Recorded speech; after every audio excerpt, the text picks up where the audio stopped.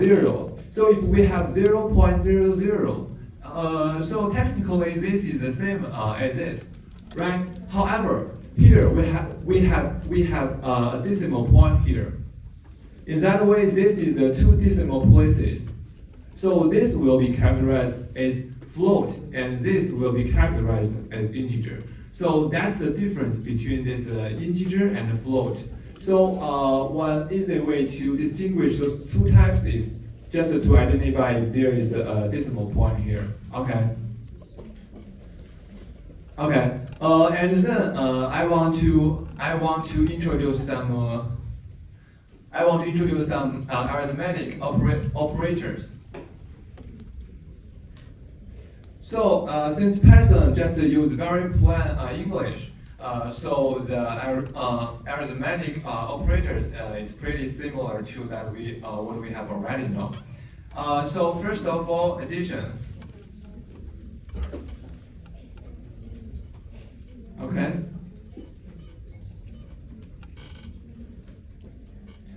So like if we use 2 plus 6 and we get an 8, so this is the addition operators.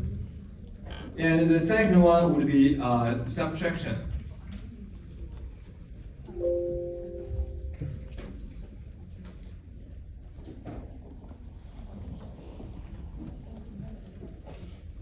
Subtraction.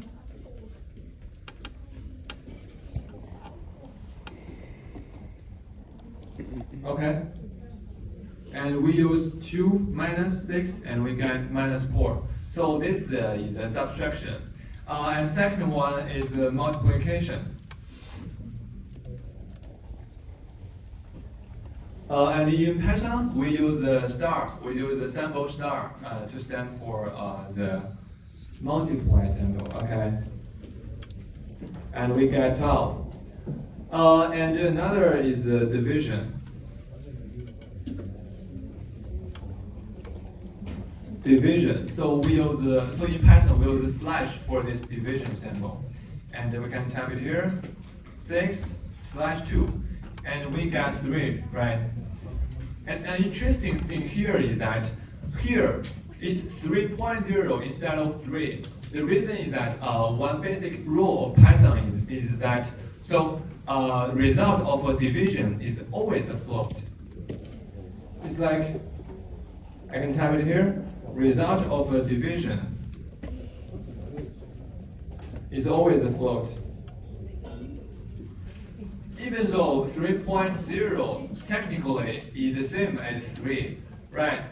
However, here it's just write it as a float since the result of division in Python is always a float. So that's the reason. And the last, we have exponentiation. Exponentiation.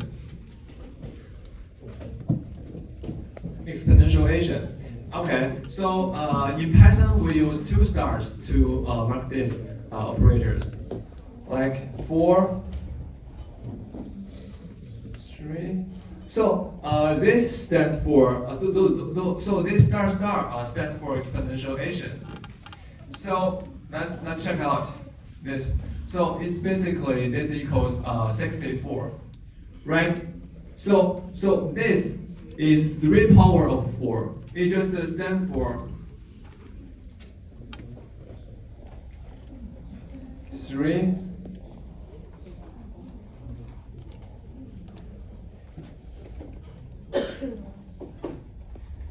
okay, so this is 3 power of 4, which equals 4 times 4 times 4. Okay. So those are some very basic operators in Python: addition, subtraction, multiplication, division, and exponentiation.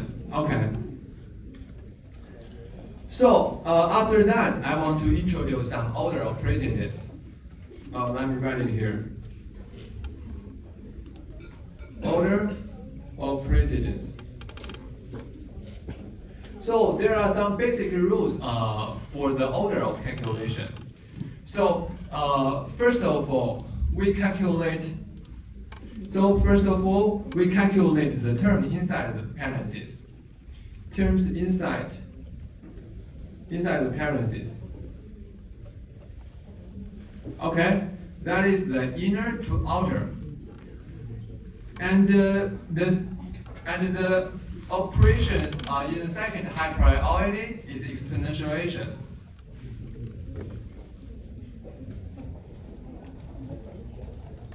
Okay, and the operations in third highest priority is multiplication, division, and modulus. And we will introduce this modulus later. Multiplication,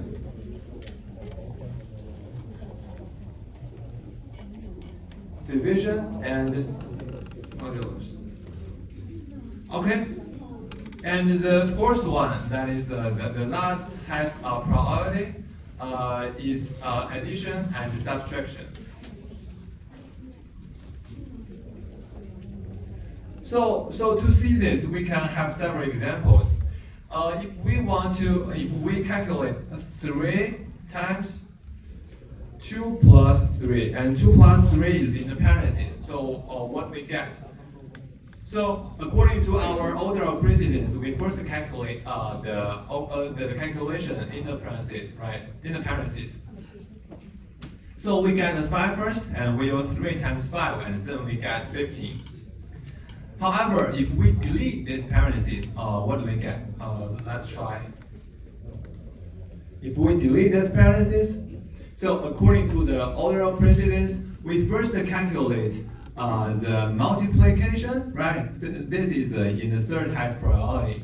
And then we calculate this plus, that is this addition. This is the first highest priority. And we get 6 plus 3, and we get 9. Okay. Now let's try some other examples. 3 star times 4, double star 2. So how should we calculate? So how Python calculate this? So according to the order of precedence, we first calculate exponentiation, which is this, and this equals 16, right? And use 3 times 60, and we get 48, right? However, if we add a parenthesis on 3 times 4, what can we get? So, okay. So according to our order of precedence, right? We first calculate the operations in the parentheses, and then the exponentiation.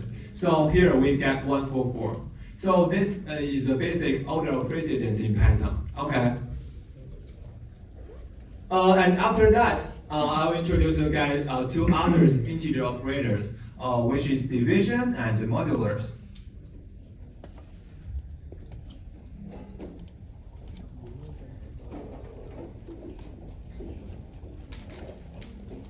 Sorry, it should be integer division.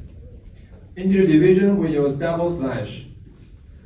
And for this modulus, we use percent sign.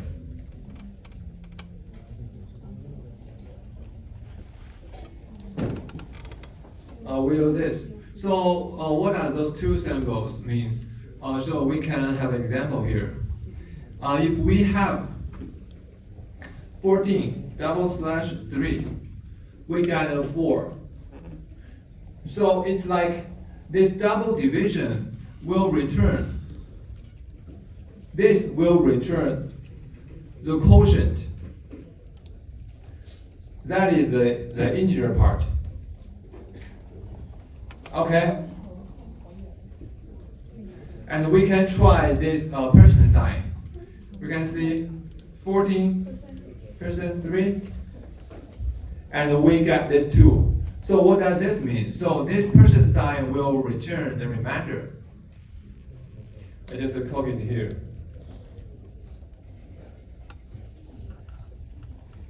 So this basically means, so what does this mean? So this basically means 14 equals 4 times 3 plus 2. Okay. So this 4 is this 4, and this 2 is this 2. So this is about those two operators: integer division operator and modulus. Okay. Okay. So now we can have a quick exercise here. So if I want you guys to,